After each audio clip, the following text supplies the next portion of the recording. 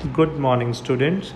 In our today's video, we will solve question number 1, 2 and 3 of exercise 3.2 of chapter 3, that is pair of linear equation in two variables. Dear students, the learning objectives of our today's class, that is at the end of this video, you will be able to solve the pair of linear equation in two variable by graphical method and apply the conditions for the pair of linear equation in two variables to have solutions. Now students, exercise 3.2 question number 1. Question क्या है? Form the pair of linear equation and find their solution graphically. तो firstly हमने इस situation से equation बनानी है और उस इक्वेशन को ग्राफिकली प्लॉट करके उसका सॉल्यूशन निकालना है. तो क्वेश्चन क्या है? 10 students of class 10 took part in mathematics quiz.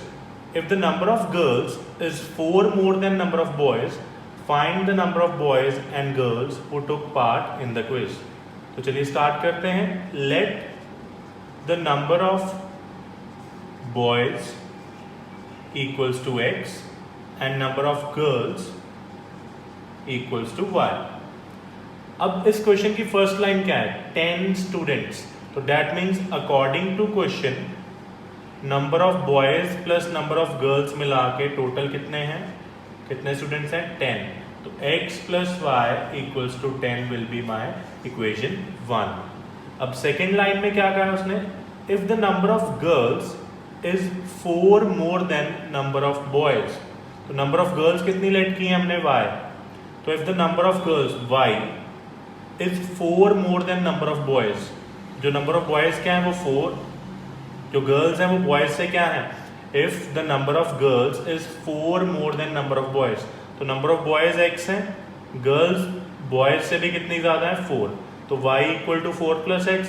अब इसको आप स्टैंडर्ड फॉर्म में लिख सकते हो, y को उधर ले जाओ, 4 इस तरफ आ जाएगा, इक्वेशन बन जाएगी x minus y equals to -4.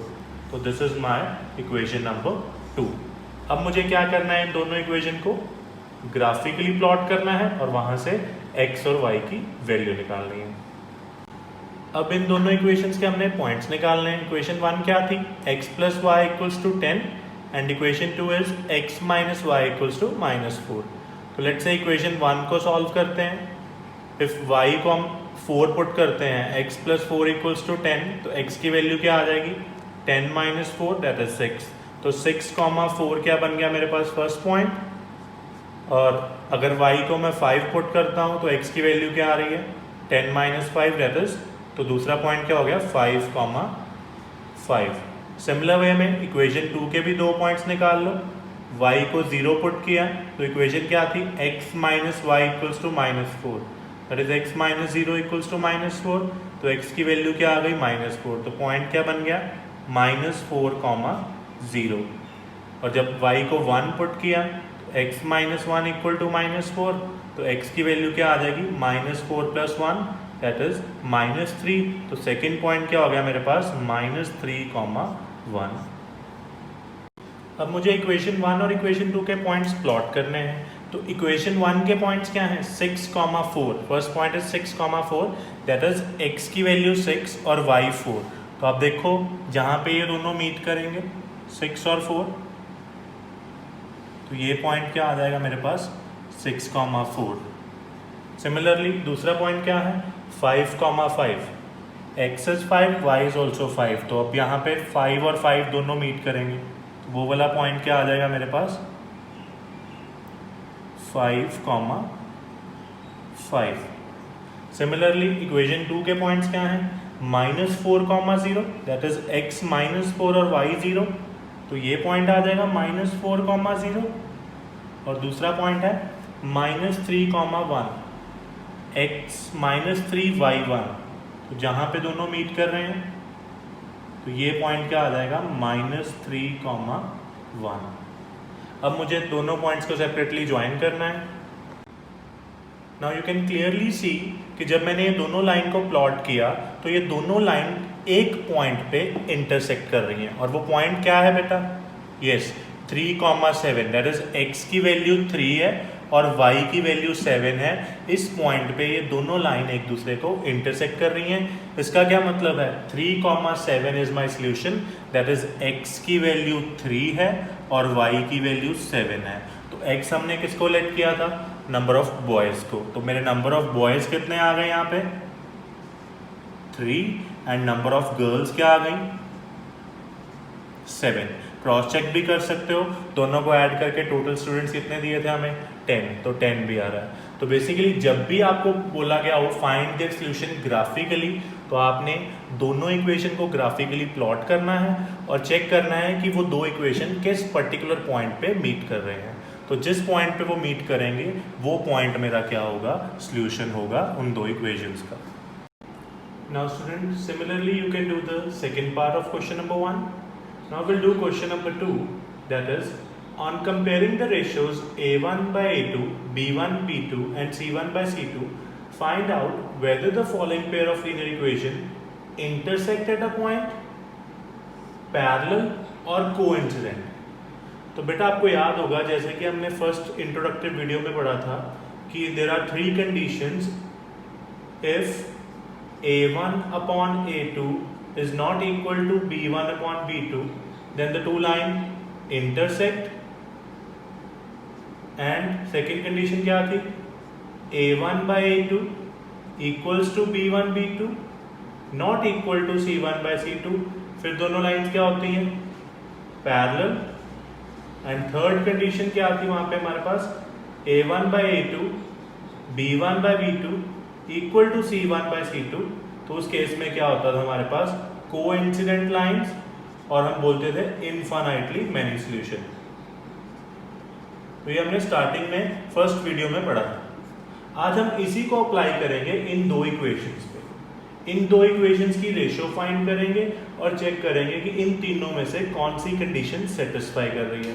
First of all in दोनों इक्वेशनों को हम स्टैंडर्ड इक्वेशन के साथ कंपेयर करेंगे। स्टैंडर्ड इक्वेशन क्या थी, a1x b1y plus c1 equals to 0 and a2x b2y plus c2 equal to 0। अब इसके साथ इन दोनों को कंपेयर करो। फर्स्ट इक्वेशन तो a1 की वैल्यू क्या आ जाएगी मेरे पास, यस 5, मतलब x का जो कोफिशिएंट है फर्स्ट इक्वेशन में। a2 क्या आ जाएगा मेरे पास, दूसरी इक्वेशन में जो x का कोफिशिएंट है विच इज 7। सिमिलरली b1 की वैल्यू क्या आ जाएगी, y का कोफिशिएंट, तो देखो जनरल टर्म में प्लस है यहाँ पे माइनस है, तो b1 की value yes -4। Similarly b2 is second equation में y का कोफिशिएंट 6 और c1 की value constant term first equation में कितनी है 8 और c2 constant term second equation में -9। अब आप चेक करोगे ratio, that is a1 by a2 कितना आ रहा है वो 5/7। सिमिलरली b1 by b2 वो कितना आ जाएगा -4/6, कटिंग कर लें तो -2/3। अब क्लियरली आप देख सकते हो a1 by a2 is 5/7, b1 by b2 is -2/3, तो clearly a1 by a2 is not equal to b1 by b2। तो कौन सी कंडीशन आई इन तीनों में से, इंटरसेक्टिंग लाइन में। तो क्वेश्चन क्या पूछा था, तो आंसर क्या आएगा मेरा, they will intersect at a point. So similarly इसका सेकंड पार्ट और थर्ड पार्ट भी आप ट्राई कर सकते हो। जनरल इक्वेशंस के साथ कंपेयर करके a1 a2 b1 b2 c1 c2 की वैल्यू निकाल लो और चेक कर लो कि इन तीनों कंडीशन में से कौन सी कंडीशन सेटिस्फाई हो रही है, उसके अकॉर्डिंग मेरा आंसर आ जाएगा। तो एक बात याद रखनी है, अगर हमारी फर्स्ट टू रेशियो ही इक्वल नहीं आई तो हमें c1 by c2 चेक करने की जरूरत नहीं है। जैसे इस केस में था a1 by a2 is not equal to b1 by b2, तो दैट इज क्लियरली मेरे को फर्स्ट कंडीशन मिल गई, तो मेरे को बाकी दो that is c1 by c2 check करने की जरूरत नहीं है। लेकिन अगर फर्स्ट दो इक्वेशन इक्वल आ रही हैं, फिर मेरे को थर्ड चेक करनी है क्या वो भी इक्वल है, तो अगर वो इक्वल होगी तो कोइंसिडेंट बन जाएगा, अगर वो नॉट इक्वल होगी तो आंसर क्या आ जाएगा, two parallel lines. So students अब इस एक्सरसाइज का थर्ड क्वेश्चन देखते हैं।